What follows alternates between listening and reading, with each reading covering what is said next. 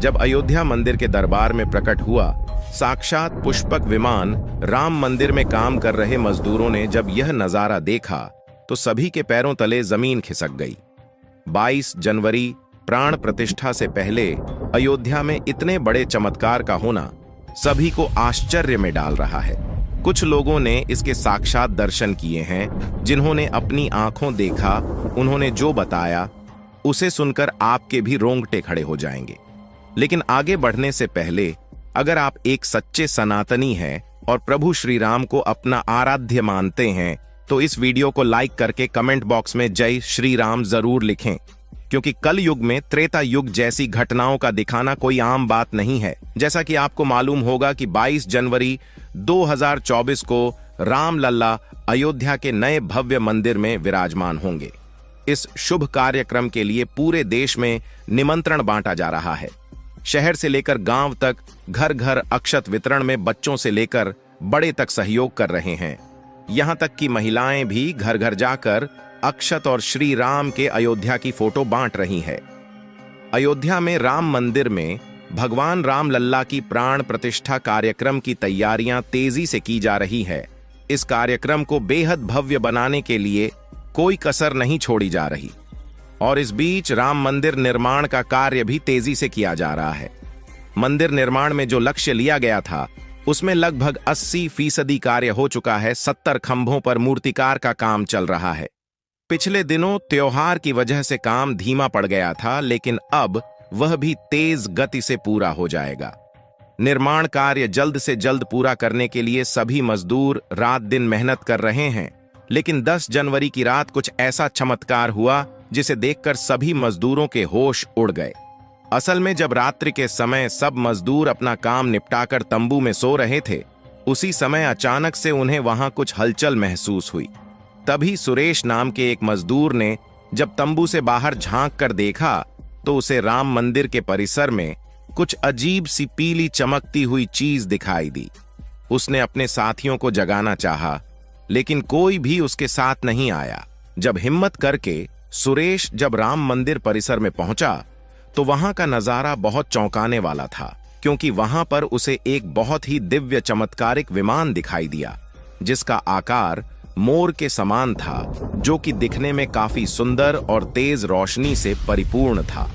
और वह राम मंदिर परिसर के पिछले क्षेत्र में उतर रहा था। लेकिन उस विमान को नियंत्रित कौन कर रहा था यह समझ नहीं आ रहा था, क्योंकि उस विमान में प्रकाश इतना तेज था कि सामान्य आंखों से नहीं देखा जा सकता था।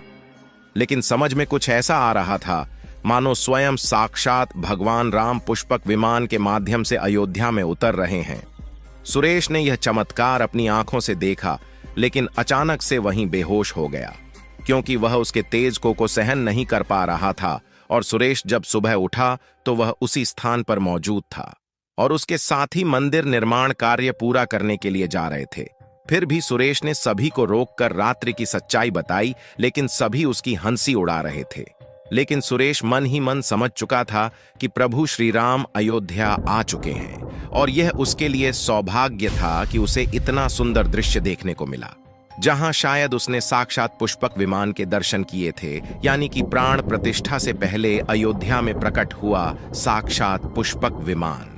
साथियों, देश के अलग अलग हिस्सों में कई बार अजीब सी आकृति के विमान देखे गए हैं, जिनका संबंध कई बार तो एलियन के साथ जोड़कर भी देखा जाता है।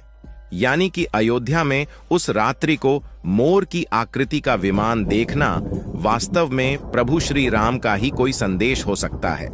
लेकिन क्या यह विमान सचमुच में पुष्पक विमान है? इसकी आखिर क्या गारंटी है?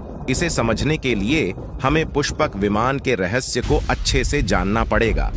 आगे हम आपको पुष्पक विमान का रहस्य बताएंगे, जिसे समझकर आपको यकीन होगा कि अयोध्या में पुष्पक विमान का प्रकट होना कलयुग का सबसे बड़ा चमत्कार है। हम आपको पुष्पक विमान का रहस्य बताएं, उससे पहले आप इस चैनल को सब्सक्राइब जरूर कर लीजिए और इस चमत्कार के लिए कमेंट में जय श्री राम जरूर लिखें।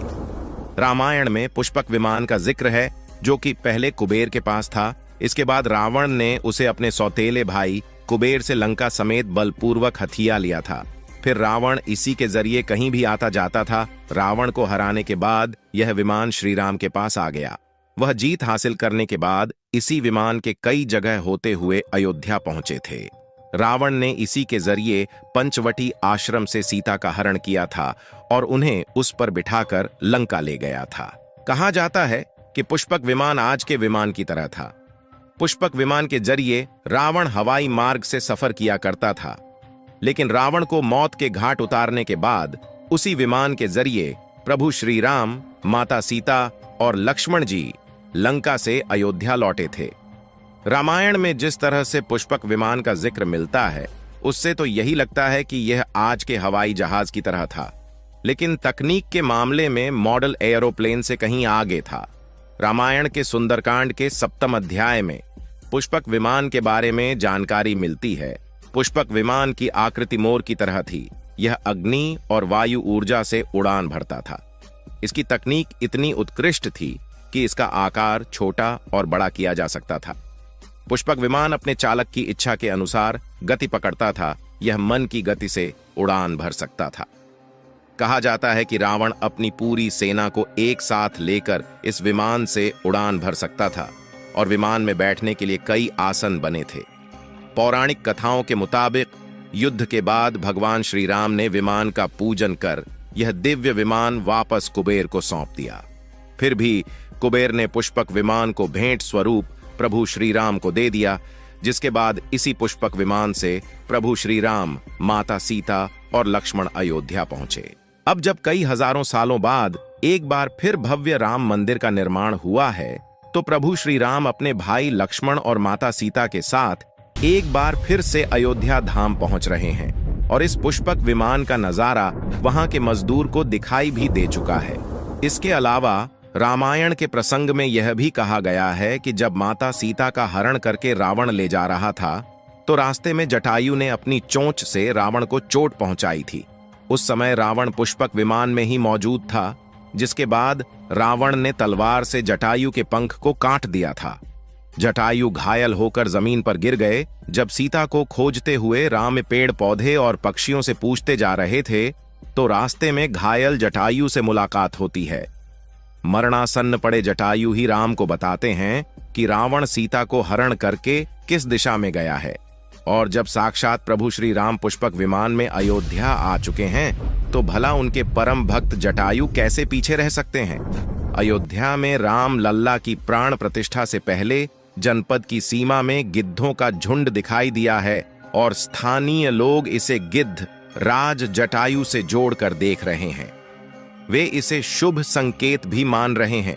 मिल्कीपुर तहसील क्षेत्र के गांव धरोली में पिछले 10-12 दिनों से गिद्धों का झुंड वास कर रहा था। हालांकि उस गांव से गिद्ध उड़ गए हैं, लेकिन अयोध्या की सीमा में यहां वहां दिखाई दे रहे हैं। गांव वालों का कहना है कि पिछले 20 वर्षों से हम लोगों ने इस इलाके में गिद्ध नहीं देखे। अब जब राम मंदिर बन रहा है, तो इस गांव में लगभग 50 की संख्या में गिद्ध आकाश में दिखाई दे रहे हैं। उनमें से 10-12 गिद्ध गांव में ही सेमल के पेड़ पर वास कर रहे थे। गिद्धों के देखने की घटना को ज्यादा लोग राम से जोड़कर देख रहे हैं और शुभ संकेत भी मान रहे हैं।